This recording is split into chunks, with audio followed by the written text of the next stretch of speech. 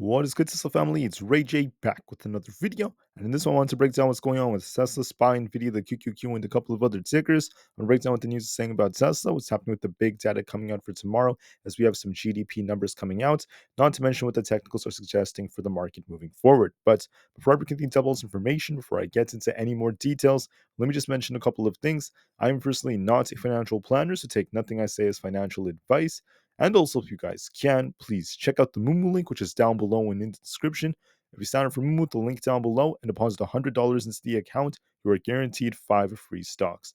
If you deposit $1,000, you're guaranteed up to 15 free stocks, and the offer ends very, very soon in just 4 days.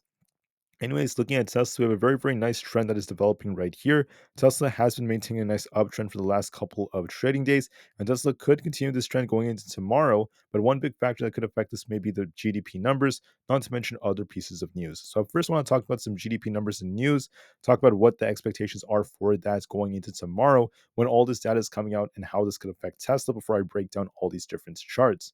So, let's talk about the economic calendar for tomorrow. It's going to be Thursday, March 28th at 8:30 a.m. Eastern Standard Time, an hour before the market opens. We have a lot of data coming out. We have the GDP growth rate quarter over quarter. We want this to be around 3.2% or even higher than that. The market is currently betting on the soft landing narrative that Jerome Powell and the Fed are spreading. The market is not necessarily seeing insane amounts of pain. They don't see a massive recession. The market is continuing to rally off that narrative. On top of that, you have to remember that the market expects the Fed to start cutting very soon as well. Right? By very soon, I don't mean like tomorrow. I'm talking about like a few months out. That is still very, very relative. So with that being said, with the Fed potentially cutting in the eyes of the market wants there to be good data, and the market's going to likely react to that. I'm not saying the market's correct or the market's wrong. I'm just saying that's what's kind of like the market's view. So with that being said, we want GDP growth to be around very close to our expectations, if not a little bit higher, and most of these to be better than expected. If anything, hotter than expectations would be a fine. We don't want the numbers to be way too low, if anything, except for the GDP price report. I want that to be very close to expectations too. So this one right here, the price index, we want this to be aligned with expectations. Besides that, we have initial jobless claims coming out. We want this to be between 212 and 215,000. So we'll see what that looks like, as time goes on. Now, moving forward, when the market opens at 9:45 a.m., we have the Chicago PMI report coming out. This could cause some volatility as well 15 minutes after the market opens. And then 30 minutes after open, we have the Michigan Consumer Sentiment numbers. This is important because it will give us a more in-depth gauge of how consumers are looking at inflation. Do they think inflation is going to come down? What are they thinking for 5 years out? That's going to be very important as well. Then after that, we have some bill auctions coming out. We have some manufacturing numbers at 11 a.m. Then some bill auctions, and that's pretty much it. None of the other pieces of data will affect the market as much. There's some data coming out for commodities out there for agriculture, but it's all very minor. So the main pieces of data are coming out for the first couple of hours of the day. There's quite a bit of data. And then after that, the market will do its thing. Now, I also want to note that right now for SPY and the market, we were at greed. We're now getting a little bit closer to extreme greed as the market has been continuing to pump at the end of the day. And additionally, you guys can see that the puts and call positioning is showing a bit of a dip right here because we're starting to see some puts being closed and calls being bought. So these institutions are hedging by as they close their puts, they're starting to buy up those shares. That is what's also helping to fuel the market to some extent. And then market volatility, still kind of neutral. We're actually seeing this dipping a little bit. There's no sign of a true breakout on the VIX just yet. So the best thing to do is be very, very patient. I want to add on that right here, we also happen to have a very important options chain for SPY. So for tomorrow, March 28th, we have just under currently 500,000 calls expiring, and we have over 2 million puts expiring tomorrow. So we have a 4.34 puts to call ratio. Pretty wild stuff. Max pain's at 516. So this kind of tells me three possibilities. Number one, the market could get a short squeeze if the market makers try to hurt these put holders. So watch for that towards the last hour of the day and also throughout the day. Or the market could just trade sideways, which I think is very unlikely. I don't think we're going to get a very sideways day because of how the market is just looking like it's gaining some volatility. And we just had a lot of sideways price actions for the early days this week. And the last possibility is we kind of like start off strong and maybe end up with a dump to max pain if it is at this low level going into tomorrow, because now we're seeing a lot of calls being bought. We're seeing puts being closed. despite the fact that there's so many puts already out there. Maybe they may try to hurt both sides by trying to bring us to max pain. So there are three possibilities. The first one and the third one I named are the two most probable ones. Either we see a big short squeeze or we kind of hold up and get a big dump at the end of the day. Those are the two most probable outcomes. I'll talk about the probabilities a little bit later. For Tesla, we have some interesting news that came out. Tesla's trying to advertise on cars.com, also on Meta. I also was watching a YouTube video just like a couple of hours ago and I saw a Cybertruck ad. So they're trying to advertise on Google, on cars.com, on Meta slash Facebook, on X, and all over the place because Tesla's trying to get a lot more sales to end this quarter.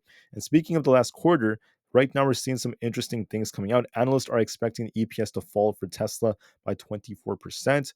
That is not the best of news. This is part of why we saw Tesla kind of pop and drop today.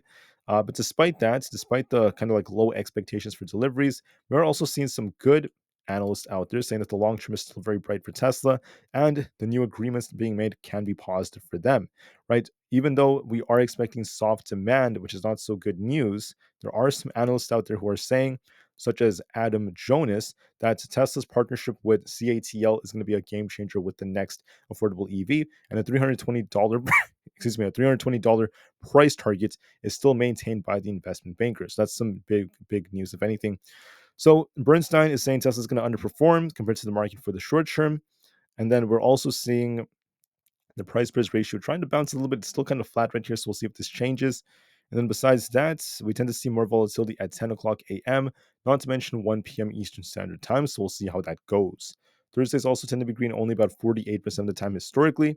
And then on top of all of that, do not forget that we're going to be looking for some big moves, big orders as well. Looking at the volume, we only had about 81 million, not a whole ton of volume. So I think volume is going to spike by next week as we're getting closer to their delivery numbers. And we're going to be looking for some high volatility. So that being said, I want to now talk about what's happening with the charts. Honestly, guys, Tesla is looking bullish right now because we're maintaining a very nice uptrend, in my opinion. And this could continue as time goes on. Just give me 1 second, guys. I think I accidentally reloaded my page. But anyways, for Tesla, what's good about the chart is the fact that Tesla has been maintaining that uptrend and is trying to show some life. So with Tesla trying to continue, I think that there is potential for it. Let me just give me 1 second to pull up my chart, guys. Sorry about that. For Tesla, I just think that with this potential that is developing on this uptrend, we're going to be looking for interesting volatility. I think that what could happen is this pattern that is continuing to develop. So if we look at the last 4 or 5 trading days on Tesla, you will see this interesting pattern where Tesla likes to pop and drop upon open. So if you look at Friday, we popped, then we traded sideways. If you look at Monday, we popped and dropped and traded sideways. If you look at this is Tuesday right here, we popped and then dropped. For Wednesday, which is today, we popped, dropped, and popped again. So I wouldn't be surprised if tomorrow morning, if Tesla sees a pop like this from a technical standpoint. This will also depend on these GDP numbers coming out. But so far, most of the data that has come out has helped the markets, and the market makers do look like they're trying to push us a little bit. So I think this trend is going to continue.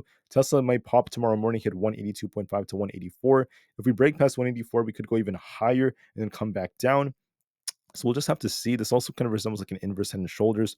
So there could be a push coming for Tesla back up to 184, then a move back down. And then we may just continue to maintain this uptrend, which is where this trend line is. That is the trend on Tesla. So look for a pop up to about 184 or so, a move back down. We could even come all the way down to retest the trend line close to 180, then come back up and continue to uptrend for now. To turn bearish, you want to see it lose this white trend line and then eventually retest 177, the 50 EMA. If we lose that, a bigger drop could be coming down to 175 or below that. But I favor that Tesla's going to pop and drop and contain this, continue this uptrend essentially. For SPY, we're looking pretty good because I said something very important in my earlier videos. Here's what I said. So we have an uptrend on SPY, okay? There's an uptrend. It looks like this. We basically came down to the support right here. We bounced, came back down, we bounced, came back down, we bounced, came back down, we bounced. So it's bouncing off this big white line right here. This shows us that SPY is on what? An uptrend. It's continuing to push higher and higher. Looking at the current chart, we have a potential accumulation structure as well. A nice liquidity grab during the drop from yesterday, and now it's trying to push up higher. So I would say that this depends on the GDP numbers. I can't truly predict that, but there is a good chance this could try to go higher in two of the possible ways. Either SPY might do a thing where it kind of just like grabs liquidity here during the pre-market, comes back like this, consolidates a bit, then tries to break out higher into this like 524 area like that. Or it could go even lower. If they try some trickery, they could even drop it down to 520 and then push it back up like this. That's another possibility depending on what the market makers try to do. And then when we close, I don't know how we're going to close. I don't know if we're going to continue to soar if we come back down. That all depends, but I'll talk more about close later. But I do anticipate it's going to kind of like come down a little bit, then try to bounce off the data. That's the most likely possibility as this thing is on an uptrend. Even if we do come back down to tag this trend line, every time we touched it, we've bounced. So the chart is still bullish overall. Watch 523 is resistance, 524 above that, and then 525. I know it's every dollar amount, but that's the way SPY has been moving because of the fact that it's approaching a new all-time high. And then for support, watch 522. If we lose that, we could come down to about 520 and eventually lower levels like where this trend line happens to be. So I would say the most likely possibility is we come down a bit and then try to bounce, or we drop a little bit more and then we bounce back up and try to approach that all-time high. That's the most likely possibility, technically speaking. For the QQQ, we have this channel right here. You guys can see there's a downtrend on the QQQ. It's been continuing to downtrend a bit, but we have to see if we can try to break this resistance to turn bullish. It's going to likely come down to about 443.8 or so. That's what I think is going to happen tomorrow morning. During the pre-market, of course. I'm not talking about open, I'm talking about the pre-market. Then watch when the data comes out. Do we get a big break from this resistance, start pushing up to about 446, or do we get a big rejection and come back down? Either one of those are possible. If we reject off this white trend line again, start sinking, we could go all the way down to 442 or these lower levels. If we break past this resistance, we could be pushing for 446. My gut is telling me that it's going to try to break this and push towards at least 446.8. But just to be safe, let's wait and see what the data causes. There is some potential for the QQQ. Moving forward, we also have Nvidia, which is not looking that great. That's part of why I'm a little bit apprehensive with QQQ, because we have this head and shoulders like structure on Nvidia. We're coming all the way down. We have resistance now at 900 to 908. If we break past this, we're going to be looking for a big rebound. We have support at 892. If we lose this, watch 885 in lower levels. This chart is looking a little bit weaker, so I'm just going to be a little bit careful. We're stuck in this range. We're basically range trading all day. I'm seeing some liquidity being grabbed, which does suggest we could try to bounce, but I would need to see a break of 908 for confirmation. So this chart looks like with these wicks forming here, this might actually try to like drop a bit and try to push back up to at least 913 the 50 EMA, if not 920, and then we'll see if it gets a rejection or not. There could be an attempt to bounce, but just to be safe, let's watch for confirmation. Let's see if we end up getting that move.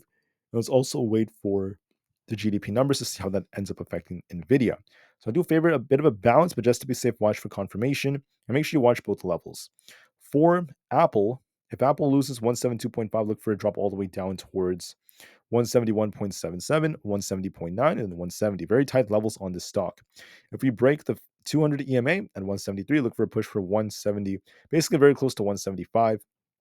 In my opinion, Aapl is on a bit of an uptrend, is trying to push a little higher, but we need a confirmation breakout for this to continue to go where it's at. So that being said, that is it for the main five I typically talk about. Now I'm going to talk about the rest of the tickers out here on my watch list. But I'm going to be kind of quick with them. So brace yourselves, try to keep up if you can. Let's talk about Palantir. How is Palantir looking in my opinion? I'm going to bring up a different time frame for you. We're going to be looking at this right here. So Palantir is very sideways right now. I do see potential for this to actually try to retest the support right here between 24 and 24.25. Looking a little bit weaker on the 4-hour, it could actually drop a bit towards 24. And then we have to try, excuse me, we have to try to bounce off this. We have to try to bounce in order for this to try to make its way back up. So I think we're going to be testing 24. If we bounce off this, we push back up. If it loses 24, a bigger drop is going to be coming all the way down to 23.5. Technicals do show a little drop coming. I think it's going to drop a bit towards 24 and see if we get a reaction from there. So watch to see if we get a bounce or not. For Super Micro, we have a bit of a downtrend right here. We're looking a little bit weak. If we fail to break out, if we break out of this resistance right here, which is where we have this channel, this could easily start pushing up towards 1080 plus. If we do get a breakout, if we reject off the resistance, we could be coming back down towards the support right here around not just 1000, but also like 980, way down here. So right now, we're on a bit of a downtrend. There's no sign of this breaking out. Let me actually pull up a smaller time frame just to show you guys what this looks like. So it's like this. We're bearish right now. We're downtrending like this. We have to break this resistance to turn back to bullish and push up to 1000 plus, 1080 plus. I mean, if we reject here, we could be coming down to like 950 to 980 and then try to bounce off that. But so far, it's on a downtrend, so the chart is bearish. We'll see if we get a break or not tomorrow. overall, it's still slowing down. For Rivian, I'm going to pull up the 4 hour one more time, just kind of switch this. The 4 hour is showing a little bit of life. It does look like it could actually try to go a little higher towards about 11.2 if we break past 11. But this could just be a temporary move because overall we have a big head and shoulders, and this chart is showing some weakness. So what this means is I think that there's a very good chance that Rivian might pop to about 11.2, then come back down and continue to maintain this head and shoulders. So a pop and drop is a real possibility. For SoFi, it's very boring. Just trading sideways. It's been stuck between 7.2 and about 7.5. Like for how many days now? It's been almost a week. It's been stuck. Look for a little push and maybe push a little higher towards about 7.4, a little higher than that. Then just continue to trade sideways. I'm not really seeing much on this chart. AMD is in critical support. It's been trading sideways with support at 177. If we lose that, we turn bearish. If we hold above 177 and we maintain this structure and we continue to base here off this inverse head and shoulders, there could be a bounce coming to at least 184. So when we watch to see if that ends up being the case. In my opinion, AMD has potential to try to bounce, but we have to just wait and see if we maintain this structure or not. So if we hold this, there's an inverse head and shoulders that could bounce. If we lose 177, we turn bearish. My gut tells me it's going to try to bounce later. It may take a couple of days, another week or so. ARM has a bit of a drop coming. It's still looking a little bearish, but we're at this support right here at this 124 area. So if we lose 124, watch for a bigger drop. If we hold this, it could try to rebound. Otherwise, it's just going to hold this support. So I think it might test 124. If we bounce, it could be making its way back up towards at least 127. If it fails, it's going to continue sinking. So we'll just have to wait and see. For Coinbase, I see this thing potentially, I think it's going to test 252, drop a little bit more. If we bounce off this, we're going to be pushing back up to 270. If we fail to hold 252, a bigger drop is going to be coming all the way down to about 240. So just be careful. Look at this big test at 252. We'll see if it bounces or not, depending on news and stuff, because news is very important. Amazon is looking a little bit like it's trying to push, but just for confirmation, watch 180's resistance. So if we reject off 180, we could retrace to about 178.86 and try to bounce off that. That's going to be our support, and so is 177.4. For resistance, make sure you watch 180, followed by 181. Overall, we're still range bound on Amazon, back and forth, back and forth, back and forth. Price action. There is a bit of a, excuse me, a bit of a push coming on Amazon. Could push a little bit, but we'll have to see how it reacts to resistance. I do see it attempting to push a bit higher. On Meta, I do see a falling wedge forming, but there's no sign of a break yet, so we're still technically bearish on Meta. But let's see if we get a break from here. If it breaks out and breaks above 494, there could be a big push coming to at least 500. If we don't do so, we're just going to continue to downtrend, but I do think it's going to bounce eventually. So I see this thing maintaining a falling wedge, could continue to fall a bit before we get a bit of a bounce. If we do fall more, we could be coming all the way down to about 485 before it bounces. If not, if we get this breakout from here, we're going to be heading back up to 500. So either we fall to 485 and then bounce to 500, or we just break out from here to 500 plus. We'll just have to see which one it is, depending if we break out or not. There is a nice falling wedge developing on Meta. For Microsoft, we're on a bit of a downtrend. We're barely holding 420. If we bounce off this, watch 423, eventually 440, 425, as our next resistance. If we fail at 420, we could be sinking to 415. Otherwise, we're just kind of trying to base right here. I think it may shuffle a bit at 420 since we have key support, and we'll see if it bounces or not. The VIX is looking kind of weak, continuing to fall very, very low, but it's approaching that key support, which is where it's bounced off of historically many, many times. So we'll have to see how it goes. Let me just pull up the 4 hour time frame. But there's no sign of a bounce yet. The VIX is still technically kind of weak. So because the VIX is weak, there's no sign of this thing breaking out. So I can't turn into a big bull or bear yet. The VIX still shows weakness as the market is trying to push, so it gives us more potential. And the dollar finally has like a double top like formation, looking kind of weak as we're hitting this resistance around 104.5. So if we reject off here, we could be coming down to about 104.26. If we lose this, 104 is coming. So we have a double top. It's looking kind of weak. It could sink lower, so just be a little bit careful. And if that ends up being the case, this would be a little bit bullish for the markets if this drops. We want to be bearish on the dollar. That could be bullish for the markets, of course. It does look like it's going to reject, so this does favor some upside for the markets. So we'll just have to see how it goes. Anyways, for Tesla may be heavily dependent on the news tomorrow. That could be very difficult to predict.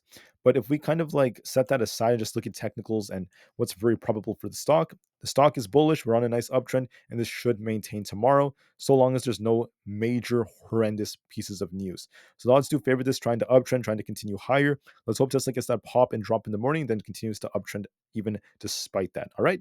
So I'll see you guys tomorrow morning when the GDP numbers come out. Please take care, remain calm, cool, and collected. And I'll see you guys very soon tomorrow morning. Thank you for listening. Have a great day. Tesla to the moon because the long term is still incredibly bright. No matter what happens for the short term, whether Tesla misses deliveries or not, it does not matter to me. The long term is still very bright. I'm always going to be looking forward to that. And I can't wait to see what the future holds. All right, guys. So thank you for listening. I'll see you guys tomorrow and peace out.